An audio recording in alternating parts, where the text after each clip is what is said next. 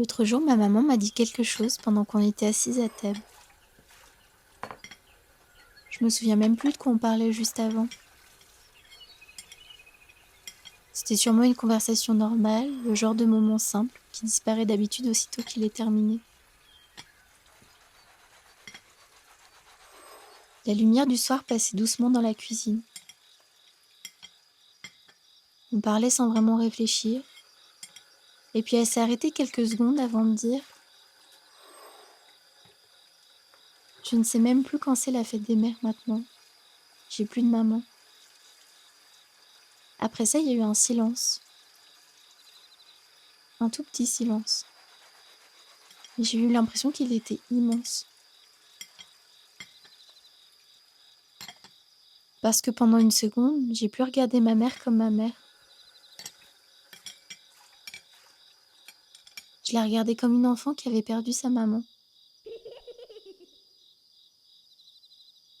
Et cette pensée m'a bouleversée. Quand on est petit, nos parents ressemblent à des montagnes. Quelque chose d'immense, de solide. Quelque chose qui semble savoir exactement comment vivre. On les regarde comme des réponses.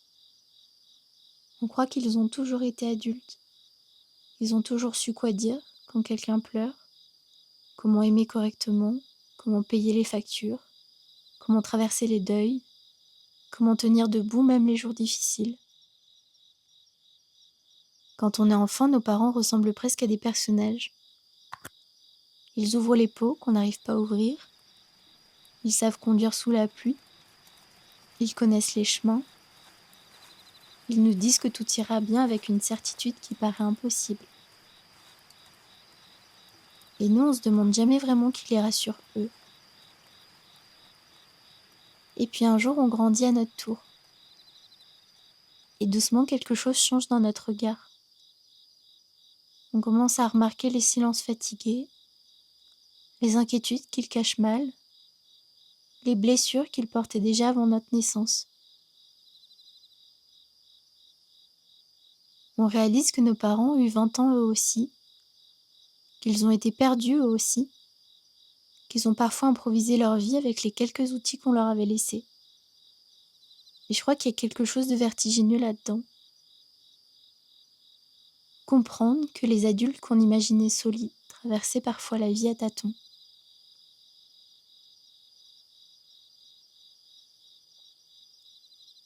Qu'eux aussi avaient peur de mal faire, qu'eux aussi ont aimé maladroitement, qu'eux aussi ont parfois pleuré dans une salle de bain en espérant que personne ne les entende.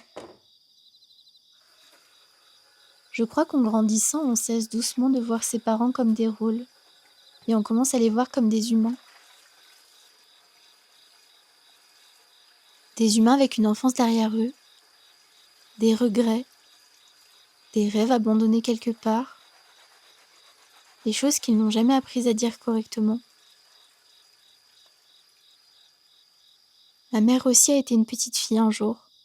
C'est étrange d'y penser. Une petite fille qui avait une maman à appeler quand ça n'allait pas. Une petite fille qui a probablement cru, elle aussi, que certaines choses dureraient toujours.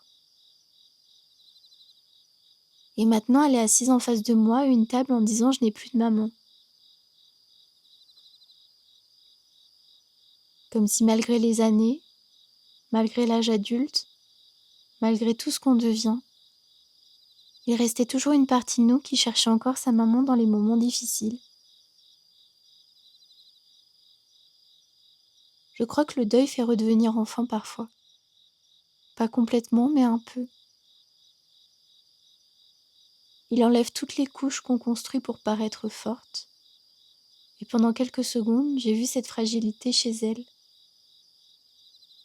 Une tristesse très ancienne, très simple.